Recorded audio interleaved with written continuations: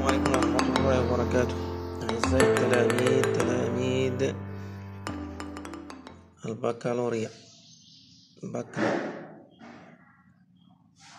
Maintenant, nous allons passer à la troisième partie du chapitre de la consommation de la matière organique et flux d'énergie.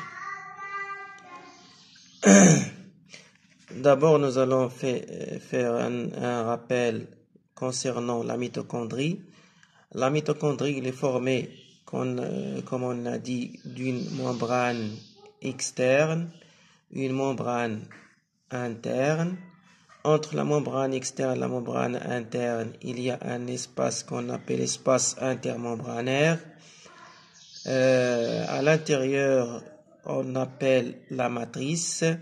Il y a aussi des ribosomes et il y a aussi de l'ADN mitochondrial.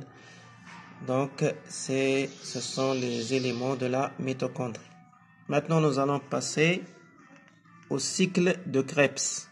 Cycle de Krebs. Nous avons vu après la glycolyse, il y aurait formation de l'acide pyruvique.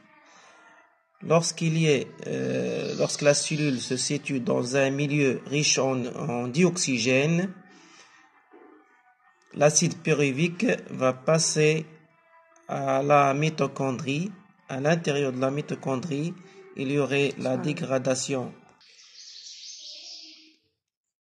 Donc, nous allons passer maintenant au cycle de Krebs. Donc, après la glycolyse, il y aurait formation de l'acide pyruvique. L'acide pyruvique qui va pénétrer, va passer à la mitochondrie où il se déroule la dégradation de cet acide pour qu'il y ait production de l'ATP, de l'énergie. Donc, l'acide pyruvique, CH3COCOH, il y aurait réduction de NAD+. NAD+, c'est une molécule transporteur, va se transformer en NADH+.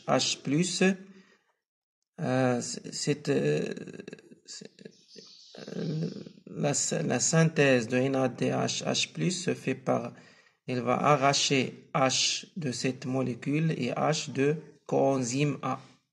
H de coenzyme A et libération de CO2. Cette réaction s'accompagne de libération de CO2 et formation de l'acétyl-CoA. L'acétyl-CoA, CH3COCOA. Donc, le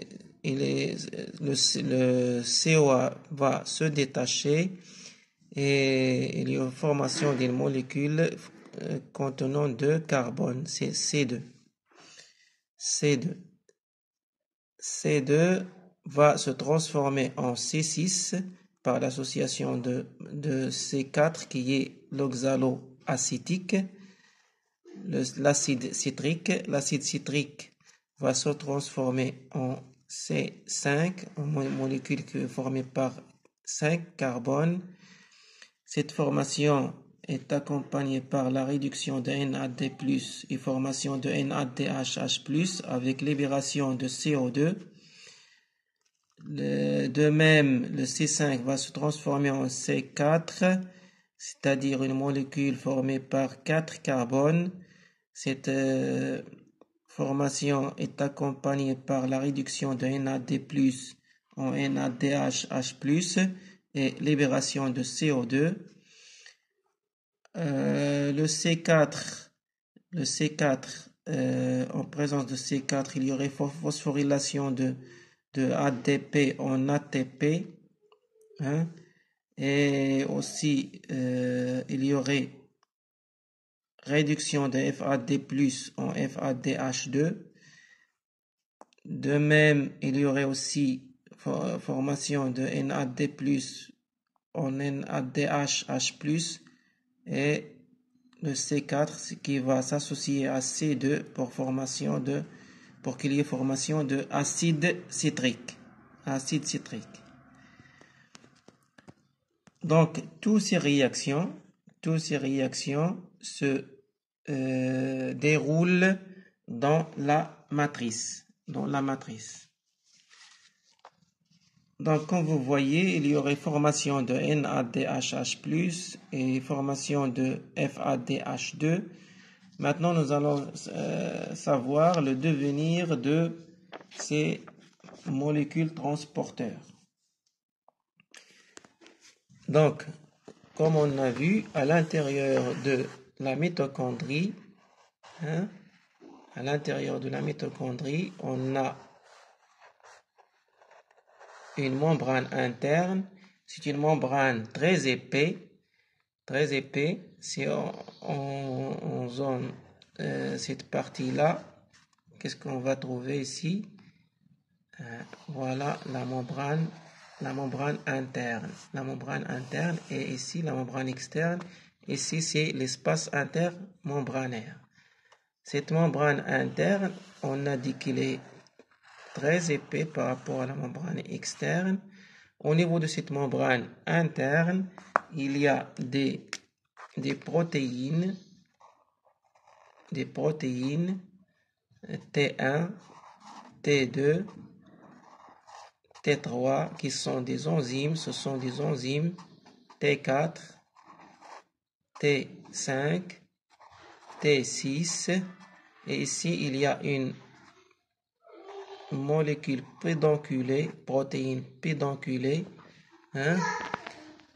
protéine pédonculée, avec le pédoncule qui se situe au niveau de la matrice. Ici, c'est la matrice. Ici, c'est l'espace intermembranaire. On a dit que ici, il y en a des molécules de NADH+.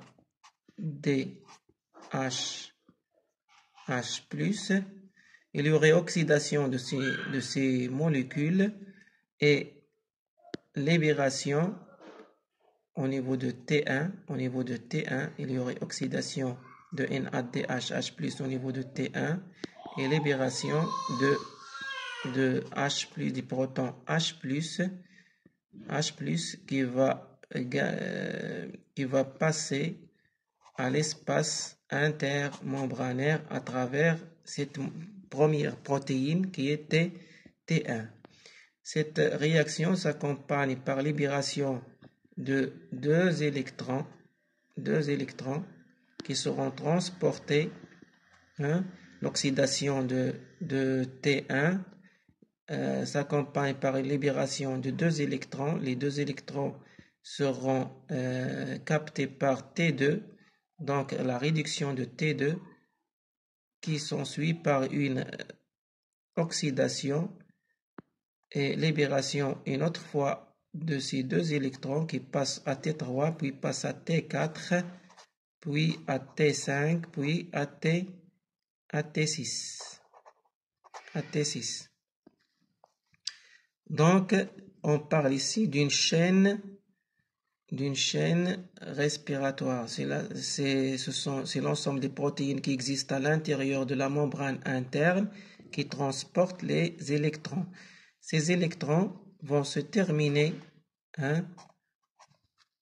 par s'associer à l'oxygène, c'est-à-dire la réduction de l'oxygène pour qu'il y ait formation de H2O. Alors que il y aurait aussi activation de T4 qui va permettre le passage des protons H+ vers la membrane, vers l'espace intermembranaire, et aussi au niveau de T6. Donc, il y aurait un gradient de protons entre l'espace intermembranaire et la matrice. Donc, pour qu'il y ait équilibre, ces protons vont passer à travers cette molécule pédonculée. Le passage de H+ va activer cette molécule et libération d'énergie qui va permettre la phosphorylation de l'ADP plus PI et formation de l'ATP. Formation de l'ATP. Donc, chaque molécule de NADH,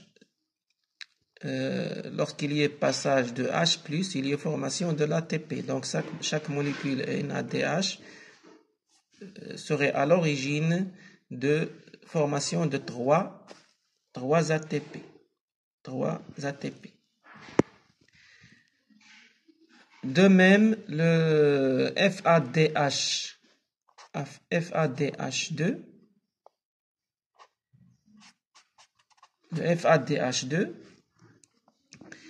il y aurait oxydation de FADH2 au niveau de T2,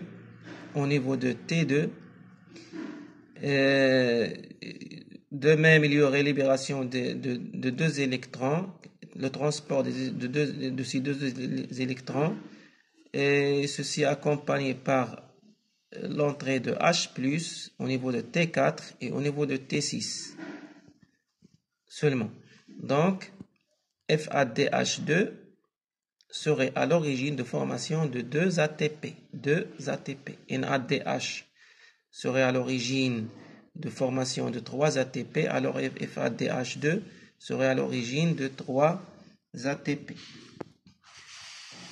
Donc, le transfert des électrons est accompagné de libération d'énergie qui va provoquer l'activation de T1 et T4 et T6.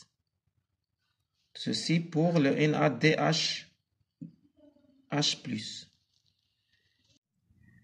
L'ensemble des réactions qui se déroulent au niveau de la membrane interne, qui commence par l'oxydation de NADH et se termine par la phosphorylation de l'ADP pour qu'il y ait formation de l'ATP et formation aussi de H2O, la réduction de O2 pour qu'il y ait formation de H2O, s'appelle la phosphorylation oxydative. Phosphorylation oxydative.